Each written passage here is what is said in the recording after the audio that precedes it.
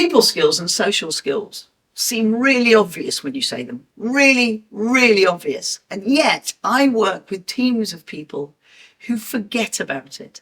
You see, I think a lot of the time when we get up in the morning, we've got all this stuff in our head about what we need to achieve. Maybe we get to work and we go, oh, I'm having a meeting later on with Bob, and I'm going to be seeing Marguerite and all of that kind of stuff. Oh, I need to do this and I need to do that.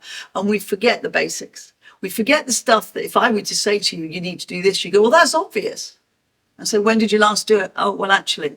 And I find this a lot. In fact, recently I was working with a group of people and they said that in their factory, people would get quite aggressive about certain things. So they say, oh, we'd like you to look after this new person and teach them the ropes.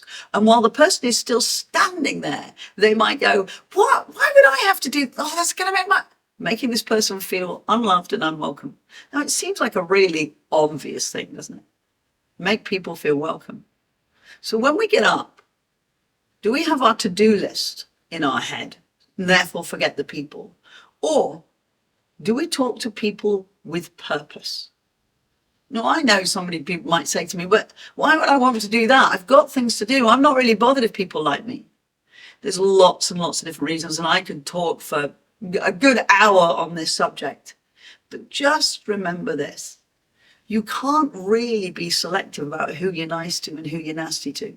Because at some point that's going to trip you up. At some point you will ignore someone, or you'll say something nasty to someone, and it'll turn out that they are your boss's son or daughter, or they are the person who's going to interview you later on.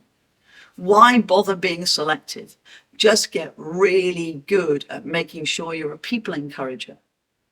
I bet you will find, and I have experienced this myself, that you're planting seeds that will pop up a little bit later.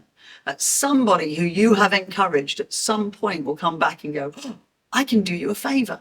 And they'll want to do you that favor because you were so encouraging to them. Now, here's the really weird thing. We don't encourage people so that they'll do us favors. We do it because it's the right thing to do. We do it because the world spins just that little bit nicer when we do it. Because teams are more cohesive when people are thinking about how they encourage each other. All of these reasons we do it for. And eventually, all those little seeds we've planted, they will at some point bear great fruit for us. Give it a try. See how naturally it comes to you. If it doesn't come naturally, then all it means is you're out of practice because you've been so focused on ticking off things on your to-do list. All it takes is practice.